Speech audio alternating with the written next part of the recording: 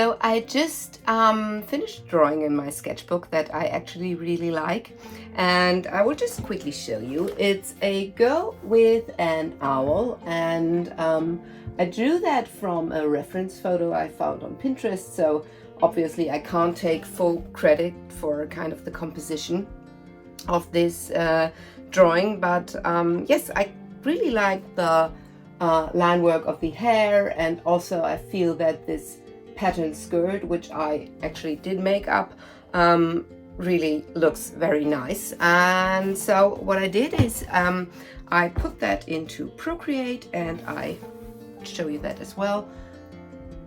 I colored it in Procreate using different using different techniques, and yes, I screen recorded the Procreate process, and also did a time lapse of the of me drawing the girl with the owl, because that was drawn with a real pencil. So I filmed that, sorry. And yes, I just thought I share the process with you and talk about some of the methods I'm using, and maybe some of the frustrations I encountered, and overall thoughts on how I create illustrations like these. So have fun watching that. Now, with every illustration I create, when I look at the reference photo, I kind of very intuitively look for some kind of starting point. And very often when I draw a person, that's the face. Sometimes maybe I'll do the head first, or sometimes I also start with the eyes. But in this case, it was actually the owl. So I can't really tell you why I started with the owl, but I think it was easier for me because once I had the owl, I could kind of fit the girl next to her. And I don't know why, for me it would have been more difficult the other way around.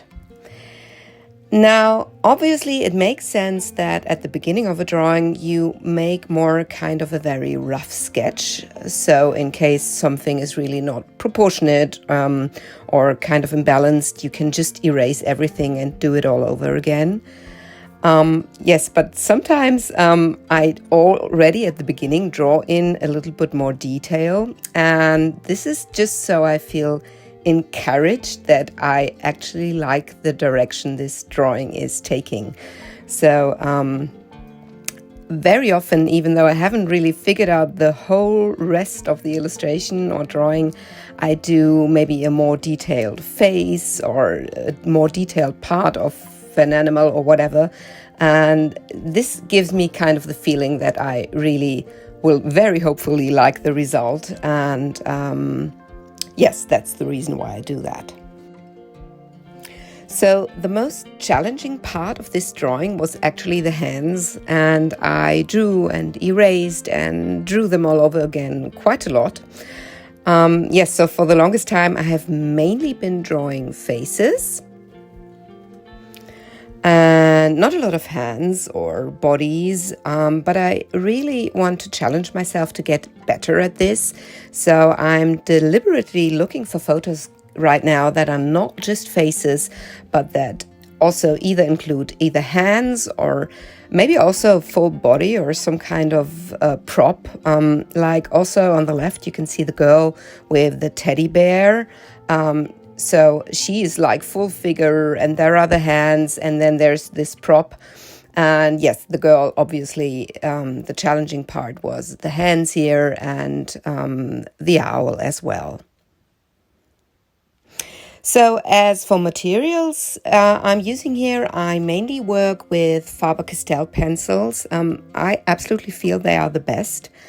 The main part of the drawing was done with just a B pencil, which is like somewhere in the middle between a very hard and a very soft pencil. So 7H would be a very hard, or 8H, does that exist as well? So this, if you have an H, it's a hard pencil. You would use that for architectural drawings, for instance, and if you go more into the direction of B, so 5B, 6B, 7 or 8B, these are very soft and also very dark. And yes, I did most of them with a B, most of the drawing with a B pencil, and just some details in the end I used a 7B, so where I wanted some of the parts to be really much more darker and to pop out a bit. Yes, then as an eraser, I'm using an electric eraser, which I recently bought. It's by Derwent, and I really like it. I never use like common square-shaped erasers because I always have to erase very tiny details, and so I either use this electric eraser, which has a round tip, kind of like a pen, if you will, and I also have eraser pens, and I have one that's very tiny, and so it has a very tiny tip, and I can erase very small details with it.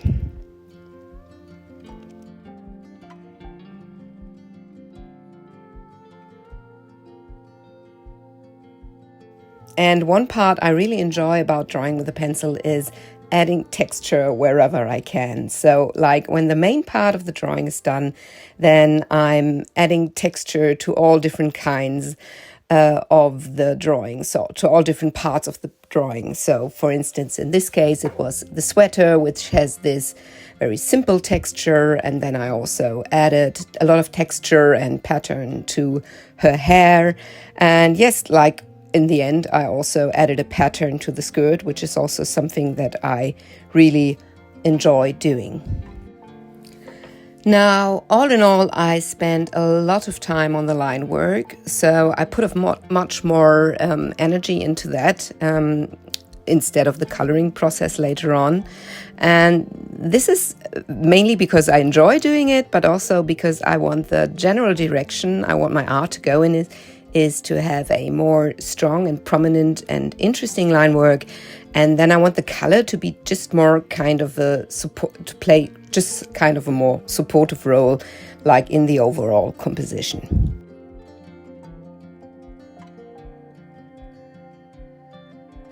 So the first thing I will do after scanning the image is to work on it in the Photos app. So I will mainly use black point to make the line work more prominent, and often I make the background a bit lighter. And then I import my image to Procreate. And yes, the first thing I always do is to get rid of the background, and most of the time I just get rid of the outer background, as you can see here.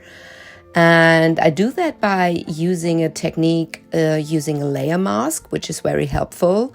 And I teach that technique in my class, Digitally Coloring in Procreate, which you can find on Skillshare. And yes, so I used the selection tool and then a layer mask to get rid of the, like you can see now, the little tiny details there, the little grainy bits that are still remaining from the paper texture. And then what I also always do is to make my line work a bit more reddish or brownish, and I do that by using the curves. And I set the curves, so I push the red button, and then I up the line a bit, so you can see that, so that the image is a bit more reddish or brownish, just because I like that look. Yes, then what I also recently have been doing is that I duplicate the layer of the line work. And then I set one of these duplicates, I go to use saturation brightness and bump up the brightness completely. So I'm left with this just completely white silhouette of my drawing. And later on, what I do is to use a clipping mask on this white silhouette. So that helps me that I don't have to be too careful about the colors I'm adding to the drawing. So in general, the line work I set to linear burn, the line work that's on top of the white silhouette, and then I will very often have a second line work which is also set to linear burn, but very often I reduce the opacity here with that second line work. And then beneath these two line work layers that are set to linear burn, I can color, and the color shines through then. And for coloring, my main brush right now, or for a long time actually, has been the Grit and Grain brush by Lisa Glance. So it's in one of the brush sets. And I use that a lot because I like that it's a little bit translucent, but not too much. But I don't just like the look. I also like how it kind of feels a bit a mixture between creamy and also a bit like dry media, which is strange because it's just a digital brush, but sometimes these brushes have a certain feeling to them, and I think that's the main reason why I use this brush. I like the feeling this brush has when I paint with it. And so this is the main brush I've used for that. If I want to add a little bit of line work, sometimes the line work is not that defined, or maybe it got too not visible enough, then I use I forgot the name of the brush right now. It's a line brush. I will just write it down somewhere. I use this brush for line art.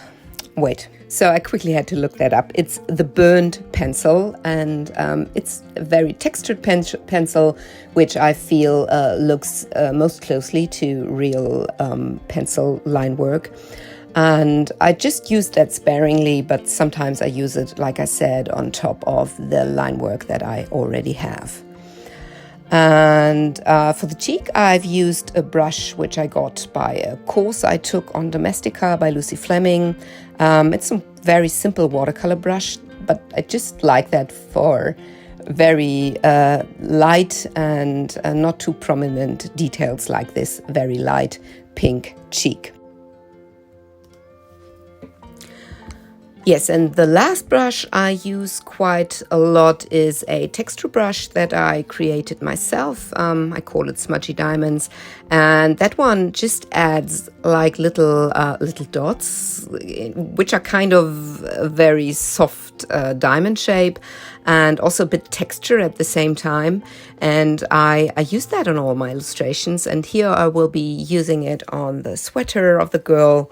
So I will just be using a white there, and also I think I use it on the owl, and I just feel like it makes a more interesting look there.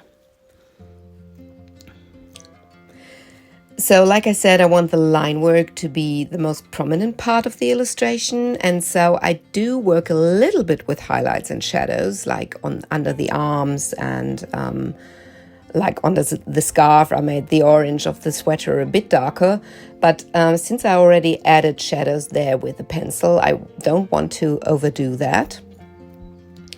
And I used pink on the skirt, which I was quite unsure whether I liked that or not. And then I showed the image to my son, and he's like, he always says, "Oh, it looks pretty, Mom." And then one thing he said, "It's a bit brown." And then I just toggled off the visibility of the skirt, and he said, "Yes, that's better." And then I kind of actually liked it a bit better as well. So in the end, I won't keep the pink of the skirt there. I will just leave it like the paper color it is. Yes, one thing I always like to do is to add these white borders to my illustration. With this one, I also tried to get some kind of Polaroid look at one point by adding just a white down at the bottom of the illustration, but then this didn't really work out, so I stopped that. But I always feel like, first of all, obviously it's important to give your illustration a bit of breathing space. But yes, I also always feel that this just white border makes it look, I don't know, I want to say more professional, but I'm not quite sure whether that's actually the case.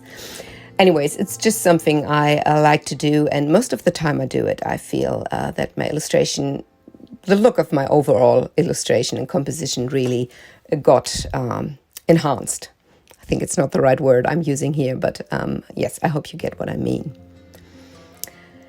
Now, at this point, I think I'm mainly done with quite a lot of the parts of the girl. So I've colored the owl a bit, and the sweater, and the skirt, and the face. And then I go back into like down. I still feel I haven't kind of found the right solution for that, but I feel the skirt looks weird down at the bottom of the illustration.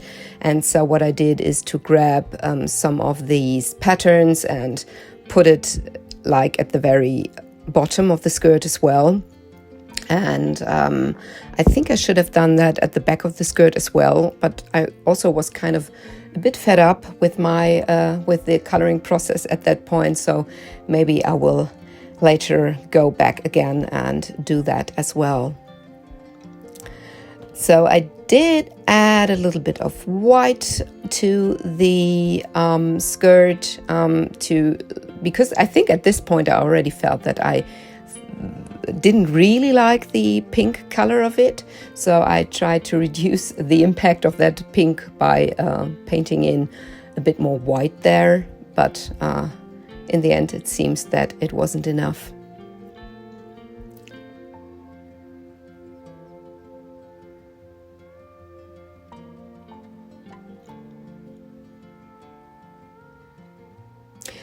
On the sweater, when I zoom in, you can see these white smudgy diamond thingies, which, I don't know, I just think they look absolutely lovely. And they always also look so like real media. This is a look I always like. I don't like my illustrations to look too digital. Yes, and here I'm going in and painting a bit more shadows and bit more highlights as well. And in the end I also start painting the owl, or rendering the owl a bit more than it was at this point. So I think up to that point I had only used one brown color on it, so I wanted it to be a bit less flat by adding a few more shadows and highlights on the owl as well. Yes, so overall I'm nearly done here, and like I said, I really like the look of it. I think I will make it a print, at least a print that I will put in my studio. So here you can see one more time the difference between my rendering and the original. And yes, this is my Skillshare class, Digitally Coloring in Procreate, and you'll find a link for that class here in the description below. I hope you enjoyed my video, and I hope to see you soon. Bye!